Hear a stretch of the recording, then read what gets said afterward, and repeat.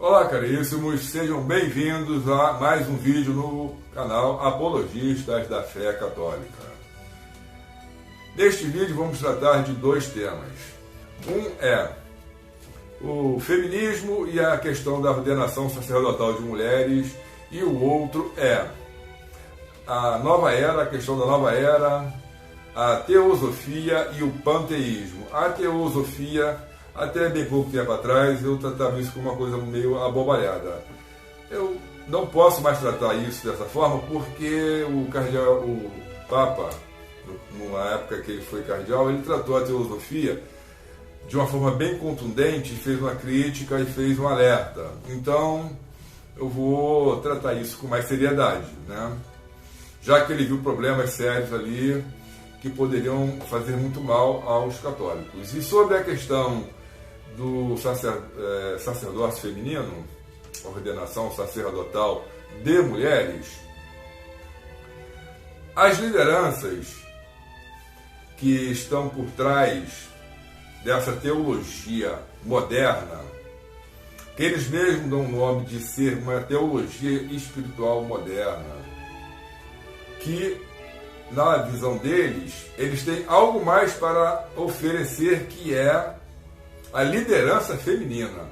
Então, veja bem, eles não tratam, na verdade, do espiritual, eles tratam do ego, porque eles dão a esperança de uma liderança, de um poder às mulheres dentro da religião. Eles dizem que as principais religiões do mundo, no caso ele quer dizer o cristianismo, né?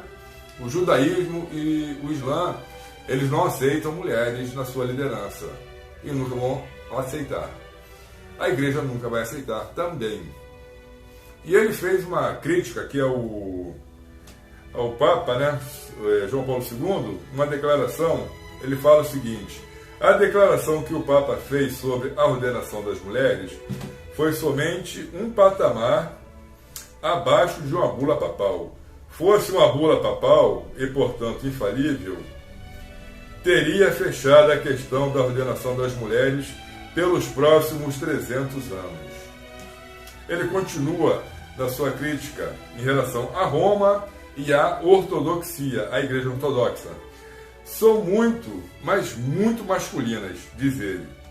E ambas têm elevadas doutrinas e devoção pela Santíssima Virgem Maria.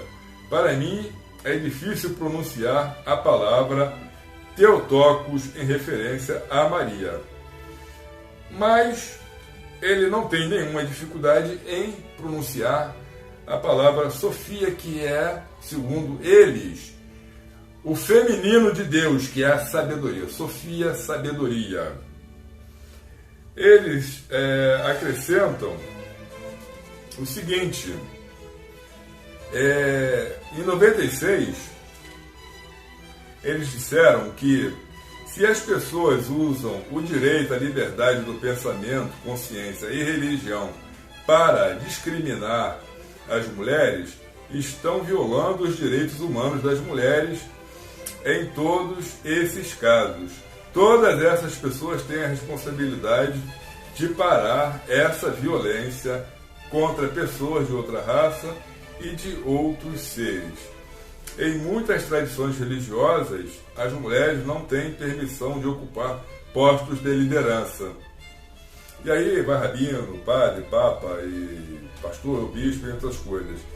Dentro da crítica deles, eles veem essa visão feminista da religião, eles veem o sacerdócio e o episcopado como postos, né, de liderança religiosa, como os cargos, né, que podem exercer poder.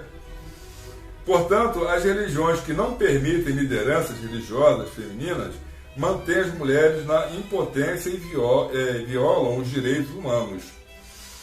E criticando isso daí, a Igreja, na voz de João Paulo II, o Papa João Paulo II, na sua Epístola Apostólica Ordinatio Sacerdotalis, de 1994, ele diz o seguinte: o fato de Maria, Santíssima, Mãe de Deus e Mãe da Igreja, não ter recebido a missão própria dos apóstolos, nem o sacerdócio ministerial, mostra claramente que a não admissão das mulheres à ordenação sacerdotal não pode significar uma menor dignidade sua, nenhuma discriminação a seu respeito, mas a observância fiel de uma disposição que se deve atribuir à sabedoria do Senhor do Universo.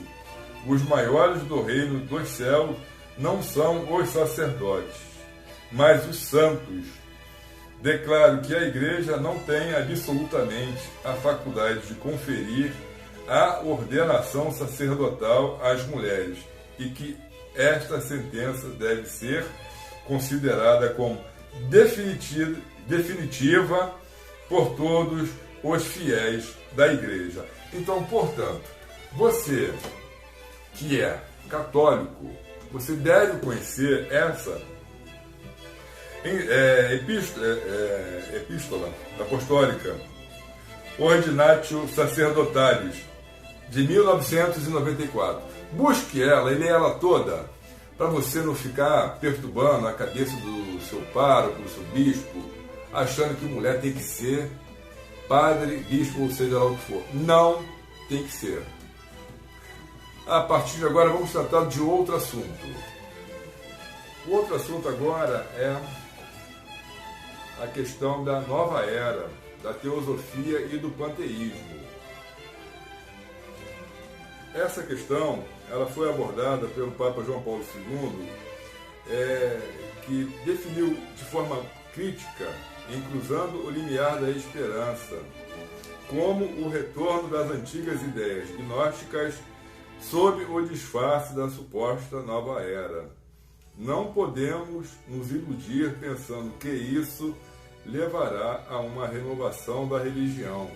Nada mais é que uma nova maneira de praticar o gnosticismo, aquela atitude do espírito que, pretendendo um conhecimento profundo de Deus, resulta na distorção da palavra divina e a substitui por palavras puramente humanas. O Papa disse que o gnosticismo sempre existiu, junto com o cristianismo, e às vezes tomando a forma de um movimento filosófico, mas na maioria das vezes assumindo as características de uma religião em conflito, mesmo que não declarado, com tudo que é essencialmente cristão. Em 2003, o Vaticano lançou um estudo sobre o movimento da nova era. Jesus Cristo, o portador da água viva, uma reflexão cristã sobre a nova era. Quem apresentou esse documento foi o cardeal Paul Poupard, presidente do Conselho para a Cultura do Vaticano. Ele disse o seguinte: a nova era propõe teorias e doutrinas a respeito de Deus, do homem e do mundo, que são incompatíveis com a fé cristã. Além disso, a nova era é ao mesmo tempo o sintoma de uma cultura em crise profunda e a resposta errada a uma situação de crise cultural. Nessas admoestações, o Vaticano reiterou alertas feitos por papas anteriores.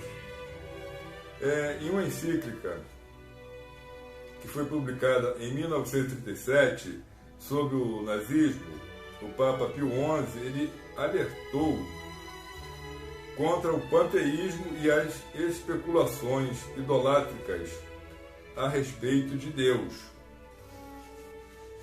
que foi o seguinte: ele disse que aquele que acredita em Deus não é quem pronuncia o nome dele ao falar, mas aquele para quem essa palavra sagrada representa um conceito verdadeiro e digno da divindade.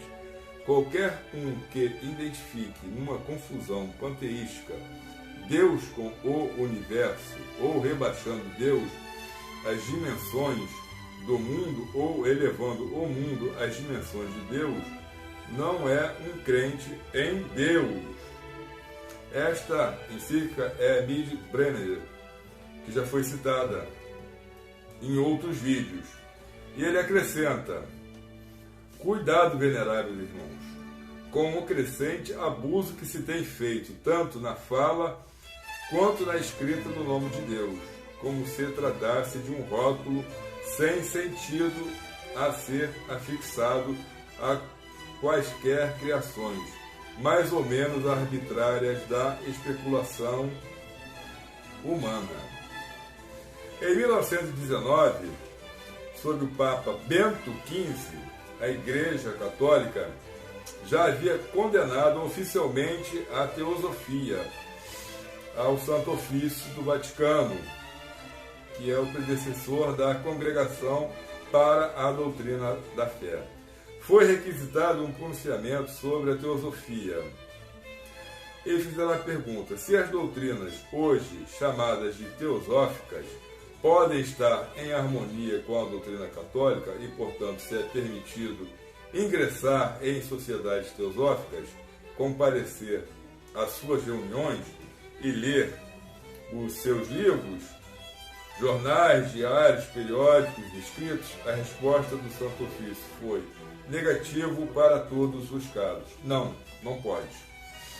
A respeito das práticas ocultistas do movimento da Nova Era, a Bíblia é clara: não praticareis a adivinhação nem a magia, não vos dirijais aos magos, nem interrogueis os adivinhos, para que vos não contamineis por meio deles. Eu sou o Senhor vosso Deus. Levítico 19, capítulo 19, versículo 26 ao 31. A Igreja Católica, como todos os cristãos praticantes, condenam as práticas que são comuns nos círculos da Nova Era e entre os aderentes pagãos de fés indígenas. Eu não vou citar aqui o que eu estou querendo, o que aconteceu nos últimos tempos, nos últimos anos. Vou continuar aqui citando o Catecismo da Igreja, que declara: todas as formas de adivinhação devem ser rejeitadas, recurso a Satanás ou aos demônios, evocação dos mortos ou outras práticas supostamente reveladoras do futuro. A consulta dos horóscopos, a astrologia, a quiromancia, a interpretação de presságio e de sortes, os fenômenos de evidência, o recurso aos médiuns, tudo isso encerra uma vontade de dominar o tempo, a história e, finalmente, os homens, ao mesmo tempo que é um desejo de concluir com os poderes ocultos. Todas essas práticas estão em contradição com a honra e o respeito penetrados de temor amoroso que devemos a Deus e só a Ele. Isso você encontra no Catecismo da Igreja Católica, 2116, parágrafo 2116 e 2117. Pois bem, irmãos, por enquanto é só. E no próximo vídeo nós vamos continuar tratando dessa questão das religiões, do ecumenismo, do diálogo interreligioso e o que estão querendo que a Igreja Católica faça que não vai fazer. Voltando a falar, a igreja verdadeira e a igreja falsa, elas convivem debaixo do mesmo teto. Ok? Obrigado e até a próxima.